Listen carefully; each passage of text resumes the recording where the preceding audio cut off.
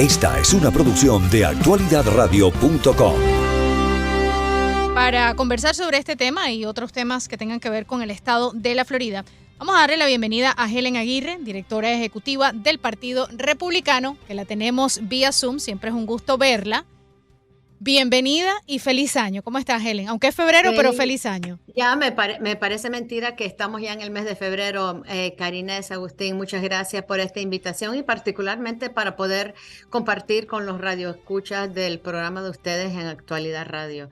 Efectivamente, el gobernador hoy destaca lo que es su presupuesto y tiene lo que, o sea, como meta principal es ayudar a mantener las libertades individuales, poder conservar una economía que, a pesar con la inflación extraordinaria del gobierno de Biden, vemos que hay un desempleo que es el 2.5%, que es más bajo, más de un punto más bajo de lo que vemos a nivel nacional, y vemos un ingreso de residentes que se convierten en residentes de la Florida, que está creciendo de una manera extraordinaria, y por eso el gobernador ayer anunció una inversión de $15,000 millones para adelantar proyectos de infraestructura que tiene que ver con calles, carreteras, tubería, todo lo que tiene que ver con la infraestructura básica que afecta la calidad de vida de la Florida, y que va a haber mucho dinero ahí para el sur de la Florida, Miami-Dade y Broward en particular, para ayudar a este desarrollo. Y estos proyectos ya estaban aprobados, pero los van a adelantar 10 años, o sea, una década en adelanto en estos proyectos, que es indispensable porque la Florida se ha convertido muy popular. Muchas personas están huyendo otros estados en donde hay gobernadores y cuerpos legislativos de los demócratas que están copiando el modelo de Washington, que ya vemos que es absolutamente inoperable, es nefasto. Tenemos una deuda. En la Florida tenemos una deuda que, digamos, que cuando uno mira lo que se debe en términos generales, y eso es que hay que cuadrar el presupuesto, pero nosotros tenemos que por residente hay una deuda que es más o menos $780 por persona, pero a nivel nacional estamos viendo que es más de $90,000 por residente, y entonces es extraordinaria la diferencia, ¿no?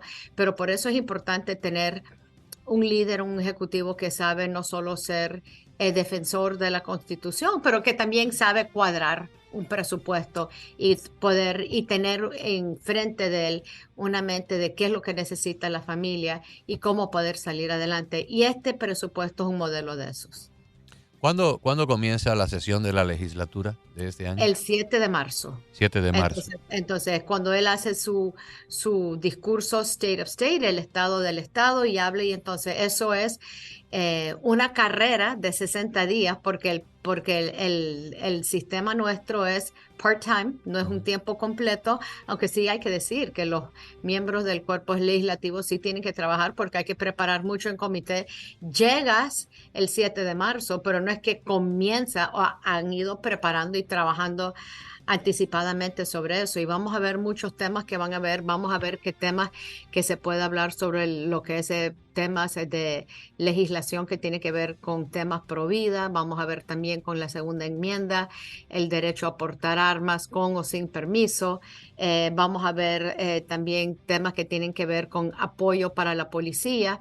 Vemos que la Florida es uno de los estados más seguros del país, y en gran parte se debe a que tenemos sistemas de policía acá que son, o sea, personal muy bueno. No es que todos sean perfectos, pero son muy buenos, y se le da el apoyo necesario también para la seguridad del estado y de los municipios. Se reconoce que eso es indispensable y es lo que el pueblo nos pide también, ¿no? Entonces yo creo que este presupuesto del gobernador refleja las necesidades del pueblo, pero también lo que el pueblo pide. Por ejemplo, las reformas que hace sobre la educación, $1,000 millones para bonos para los maestros de escuela. Y uno dice, wow, pero el gobernador, este es ya el quinto presupuesto de él y el quinto aumento en salarios para los maestros. Ahora, la distribución de estos bonos está en manos de las juntas escolares locales.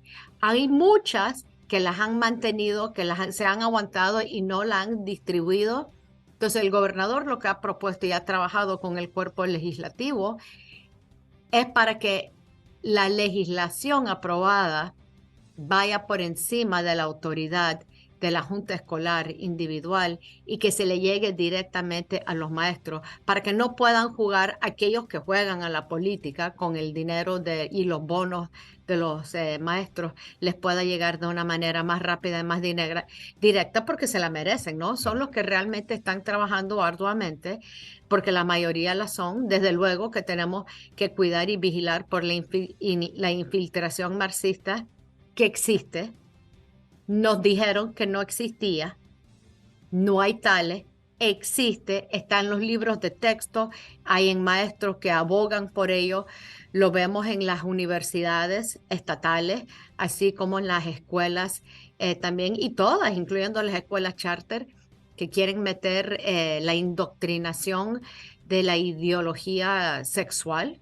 Y así como lo que tiene que ver con el racismo, y que realmente este gobernador y el Partido Republicano está diciendo no, lo rechazamos, va en contra de nuestros principios, y no los principios republicanos, los principios de lo que es la Constitución y los valores fundamentales por los cuales se funda Estados Unidos de América.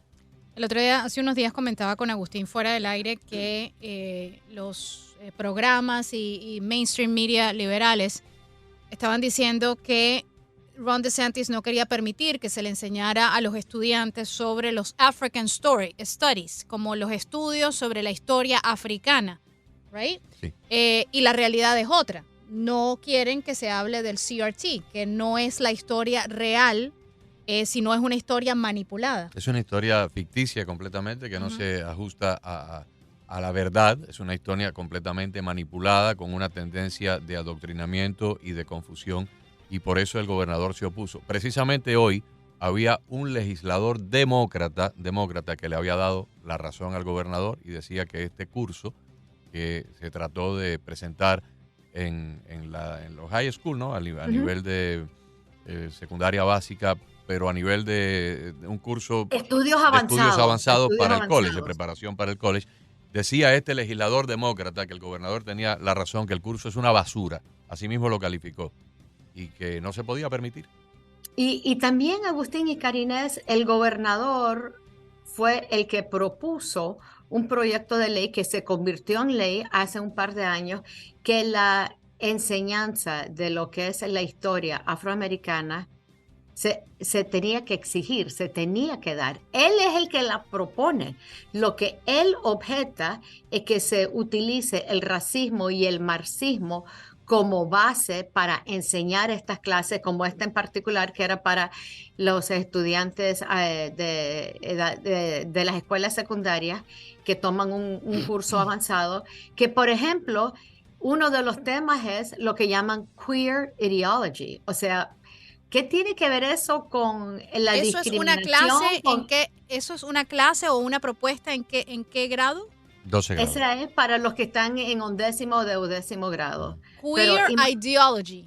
Queer ideology, como parte de la historia afroamericana. Qué locura. Eso que tiene que ver con la Guerra Civil Americana de 1861 a 1865. Pero te apuesto que se gradúan y no saben dónde están parados, no saben dónde quedan los países del mundo, no saben, a veces yo he visto entrevistas de gente que se dedica en las redes sociales a entrevistar a estos jóvenes en el college y no saben a veces ni si Hawái es un país, ni si Europa es un continente. O sea, tú le puedes decir el continente de Alaska o el continente de Kentucky y te contestan, sí, claro, un continente y tiene tantas personas y tú dices, ¿pero qué es esto? Pero precisamente la naturaleza de estos cursos avanzados no son para la mayoría de los estudiantes.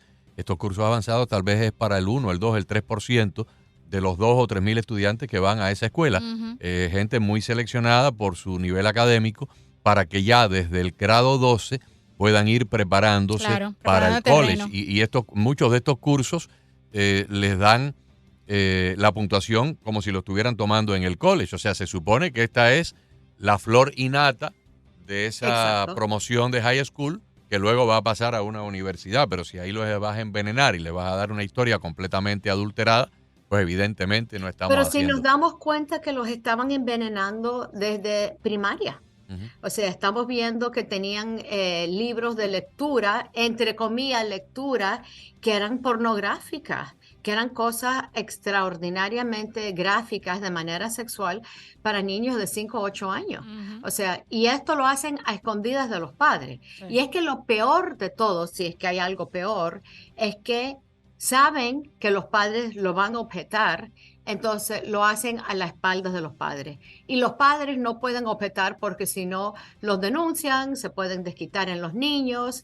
Pero estos son temas que hemos estado viendo que con la administración del gobernador DeSantis, que también es un padre de familia, tiene 3 niños, la niña mayor tiene 5 años, o sea, sabe. O sea, vive con niños en su casa, tiene esa experiencia, está buscando cómo mejorar la enseñanza para que todos los niños puedan avanzar. ¿Cómo Y eso, protegerlos? Karine, que tú destacabas, que era la falta de la educación, o sea, tú estabas señalando la importancia de la educación clásica, Ujú. que es importante y que incluye geografía, un entendimiento de la historia, el mundo en que vivimos y también matemáticas bien dadas, bien enseñadas, pero también la importancia de la cívica y entender por qué vivimos en una república, que nosotros somos un país con 50 estados, etcétera, etcétera, y que los niños tengan un entendimiento de lo que es el federalismo y cómo funciona el federalismo, y que lo que estamos viendo es que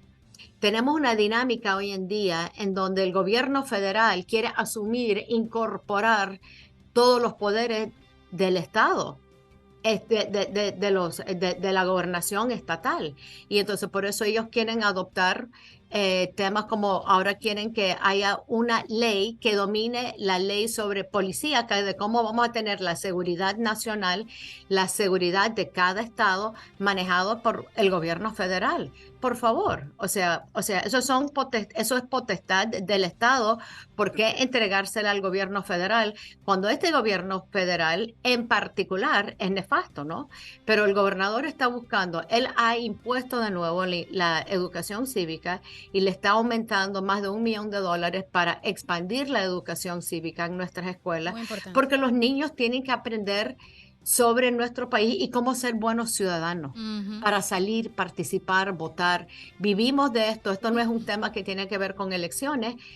La democracia, vivir en una república bien hecha, es algo que es una manera de vivir y hay que inculcar eso en nuestros hijos. La semana, Perdón, rápidamente, nosotros en Venezuela teníamos clases de cívica y yo me sorprendí mucho cuando llegué a este país y ya eso no existía, o no sé si existió en algún momento las clases de cívica, En pero 1950. uno salía uno terminaba, o al menos yo que no terminé los estudios en Venezuela, yo salí con un entendimiento de cómo uno tenía que ser un buen ciudadano. En aquellas épocas se hacían campañas en Venezuela de cómo ser un buen ciudadano, de botar la basura en el basurero, de cómo comportarse con los demás, de cómo comportarse con las personas mayores. Estos niños de hoy en día carecen totalmente y es una labor casi que no es imposible, pero es muy difícil cuando tú estás enseñando a un niño de una manera y luego tiene que ir a un colegio donde los niños andan al garete. A lo que se tienen que enfrentar. Entonces, si el gobernador en algún momento va a introducir todos estos temas en las escuelas, bueno, yo voy a ser la primera que voy a estar en primera fila aplaudiendo. la semana pasada circuló por acá, por Miami, un rumor de que un grupo de eruditos proponían o iban a proponer una reforma de fianzas, al igual que las que han ocurrido en ciertos lugares como Nueva York, Minneapolis y demás. Nos enteramos por un comunicado que escribió el alcalde de Hialeah, Esteban Bobo. Karine fue la que descubrió esto y dimos lectura al comunicado y al día siguiente entrevistamos al alcalde. De ahí en adelante hicimos un poquito más de averiguación y pudimos determinar que hay una señora que aparentemente tiene una muy buena reputación como jueza, actualmente es la jefa de los jueces aquí en Miami-Dade, Nushin Safdie, creo que se llama esta dama, que es la que estaba proponiendo esto. Pero también hemos podido averiguar que hay un millonario, multimillonario demócrata, liberal, que ha soltado una cantidad extraordinaria de dinero en otros lugares de los Estados Unidos para promover reformas de fianzas y que había venido aquí con el mismo propósito, con la misma intención. Entonces habían algunas personas de estos famosos organizadores comunitarios.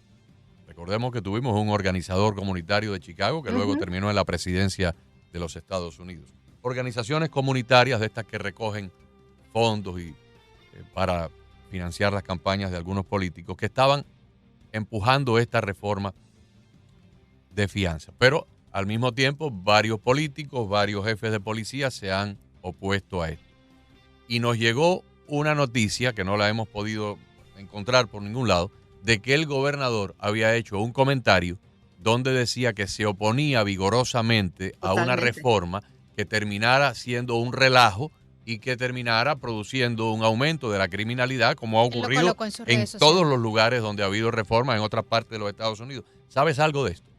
Definitivamente, se le preguntó al gobernador sobre este tema y él dijo que él estaba totalmente en contra de estas reformas de fianzas que se están proponiendo y que lo hemos visto con resultados terribles en tantos estados, particularmente lo ves en Nueva York, por ejemplo, lo ves en California, en donde la criminalidad va en aumento y es una gran frustración no solo para el ciudadano que quiere vivir en paz y tranquilidad, pero también para las autoridades, que ellos saben que ellos llevan a un delincuente a la cárcel y que a las 6 horas está en la calle de nuevo y haciendo crímenes. Y estamos hablando de crímenes violentos. Te voy a dar dos ejemplos. Estamos hablando de alguien que se robó una Coca-Cola. No, déjame darte dos ejemplos, uno en California y uno en Nueva York, porque está bien que tú y yo tengamos un altercado en el autobús y yo te doy un pisotón y tú me dejes la cabeza con el bastón o con una cartera y, bueno, viene la policía, nos arresta a los dos.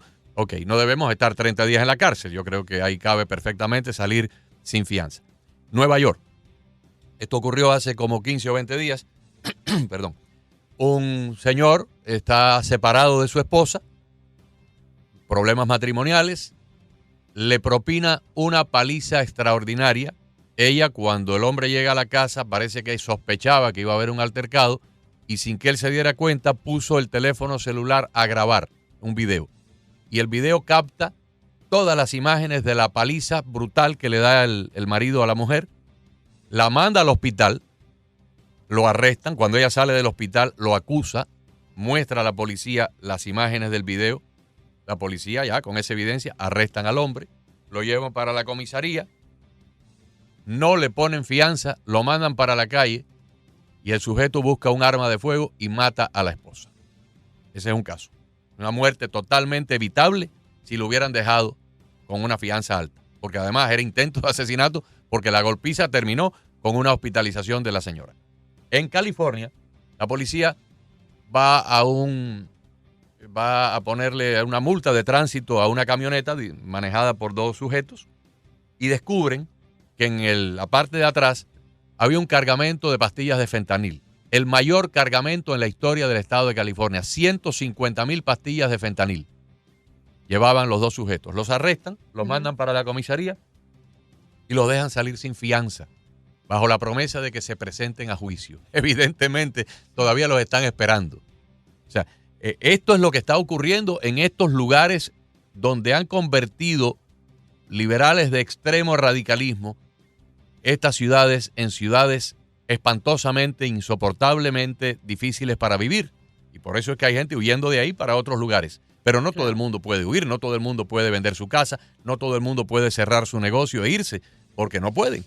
Y están pagando las consecuencias los propios ciudadanos por estas políticas totalmente estúpidas. Entonces, y no, si hay no solo, Agustín, es la seguridad física de uno, es que tiene un efecto vasto, o sea, los negocios cierran. Claro. O sea, no puedes tener negocio porque te acosan. Tú entras al negocio y tú como cliente quieres comprar un café y entonces te acosan al salir o atracan al dueño de la bodega. Son de esas cosas, y una de las cosas que querían proponer en Miami era, por ejemplo, que si tenías que esperar 60 días para tu juicio, los estaban soltando, los quieren soltar libremente para después ellos voluntariamente regresar. Por favor. Voluntariamente. Y el gobernador dice no. Sobre todo o sea, en eso no es Miami. garantía, eso es el comienzo, ese es el camino Principio de ese del fin. mundo De la ilegalidad. que tú estás describiendo, Agustín. No Exacto. puede ser.